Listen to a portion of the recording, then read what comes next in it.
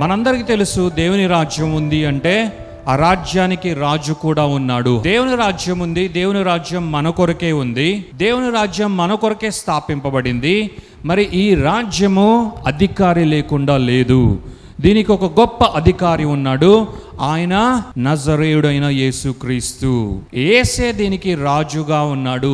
యేసుక్రీస్తే ఈ రాజ్యానికి అధికారిగా ఉన్నాడు. యేసుక్రీస్తే రాజు అయి ఉన్నాడు.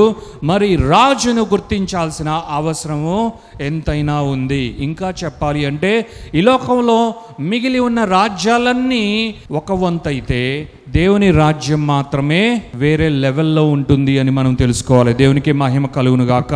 ఈ లోకంలో ఉన్న అనేకమైన రాజ్యాలు ప్రజలందరూ చేరి కొన్ని పోరాటాలు చేసి యుద్ధాలు చేస్తే గెలుచుకున్నవి, సంపాదించుకున్నవి, తరువాత చివరిలో రాజ్యాధికారి అనగా రాజును నియమించడం జరుగుతుంది. లేదు అంటే దాన్ని పరిపాలించే ఒక పరిపాలకుని, అధికారిని నియమించడం జరుగుతుంది. కానీ మన రాజ్యానికి వచ్చేసరికి ఇది ఒక వినూత్నమైన రాజ్యముగా ఉంది అన్నది మనం తెలుసుకోవాలి. ఎలా వినూత్నంగా ఉంది అంటే, మొదట రాజు ఉద్భవించడం జరిగింది, తర్వాత ఈ రాజు నుండి రాజ్యం బయలుదేరింది అన్నది మనం తెలుసుకోవాలి.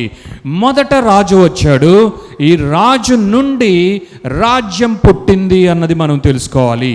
మరి రాజైన యేసుక్రీస్తుకు, రాజుల రాజైన యేసుక్రీస్తుకు దేవాతి దేవుడు తన ఆత్మతో అభిషేకించి, తన అభిషేకపు శక్తితో నింపి ఈ భూమి మీదకు ఆయన బయలుదేరే కృపను అనుగ్రహించాడు. యేసుక్రీస్తు ఈ భూమి మీదకు రాగా ఆయన సర్వసాధారణమైన వాడుగా కంటికి కనిపించే అనేక మందికి గోచరము అవుతూ ఉన్నా కూడా ఈయన కనిపించని రాజుగా ఉన్నాడు. అది రాజ్యం నుండి చూస్తేనే అర్థమవుతుంది. యేసుక్రీస్తు రాజుగానే ఈ భూమి మీదకి అడుగు పెట్టాడు అన్నది ఆత్మ సంబంధంగా మనమందరూ తెలుసుకోవాలి. ఆయన బిడలైన వారందరూ కూడా తప్పక తెలుసుకోవాలి.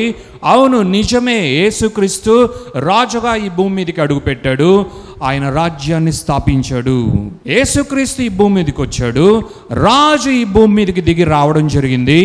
ఆయన కడుపులో నుండి రాజ్యము ఉద్భవించింది, పుట్టింది అన్నది మనం తెలుసుకోవాలి.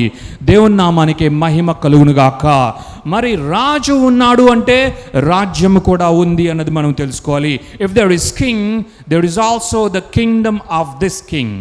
Jesus the king who is Jesus towards us has been established the kingdom of God. రాజైన యేసు రాజ్యాన్ని స్థాపించాడు. రాజైన యేసు ద్వారానే మనము పలుకుచున్నా, మనం మాట్లాడుతున్నా ఈ రాజ్యము ఆరంభమయ్యింది. హల్లెలూయా, దేవుని నామానికి మహిమ కలుగునుగాక.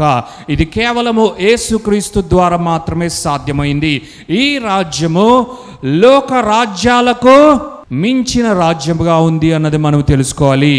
ఈ రాజ్యానికి లోకంలో ఉన్న రాజ్యాలన్నీ కలిసిన, అది పాస్ట్లో కానీ ప్రెజెంట్లో కానీ ఫ్యూచర్ టెన్స్లో రాబోయే రాజ్యాలన్నీ కలిసిన యేసుక్రీస్తు ఆరంభించిన ఈ రాజ్యానికి సరిసాటి కావు. హల్లెలూయా.